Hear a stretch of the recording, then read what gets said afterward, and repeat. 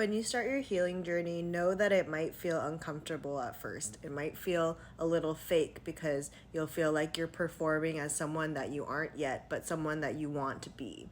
And that's really normal because we've spent our lives living in these habits and these ways that we one day wake up and realize, oh, I actually don't want to show up like that anymore. I want to become more of an expanded version of myself that trusts myself more and loves myself more and shows up for myself.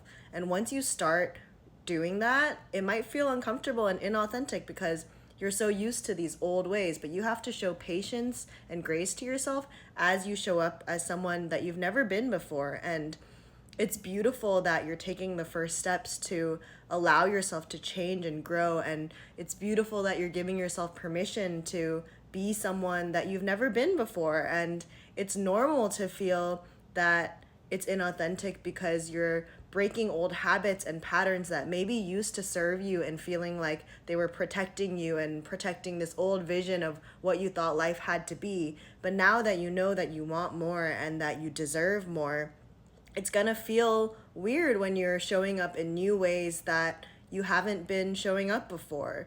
For example, if you decide that you want to start spending time with yourself and that you want to get over your fear of being alone, maybe you start to take yourself out to a restaurant and go eat at a restaurant by yourself for the first time. The first time it's going to feel really awkward. You're probably going to want to go on your phone a bunch. You're going to be looking around, maybe being self-conscious of what other people are thinking of you.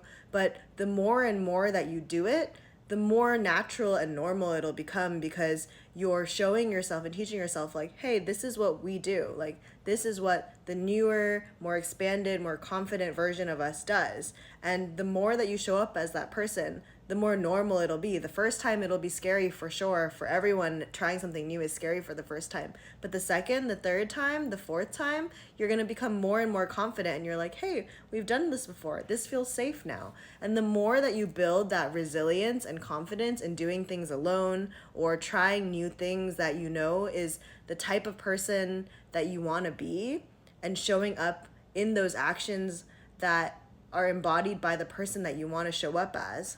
And the more you do those scary actions that are aligned with this higher, expanded version of yourself, the more you prove to yourself, like, hey, I am that person. I can do these things. These things that were once so scary to me, I can do them now, and I feel confident doing them. And this is how you slowly craft the person that you want to be. You can envision, like, how does the aligned, more expanded version of myself show up? What do they wear? What do they eat? What do they do on a daily basis? What time do they wake up? How do they interact with friends? How do they interact with strangers? And the more that you craft these little actions one by one, you craft the version of yourself that you want to be. We don't have to stay the same version of ourselves forever. In fact, you shouldn't want to, because shouldn't you always want to become a more expanded, more confident, more loving, more kind version of yourself? The more that you allow yourself to participate in these scary actions that might feel uncomfortable at first, you allow yourself to build trust in yourself and resilience and strength and the knowing that at any point in your life, you can change who you are. You can become more of the person that you've always envisioned yourself to be.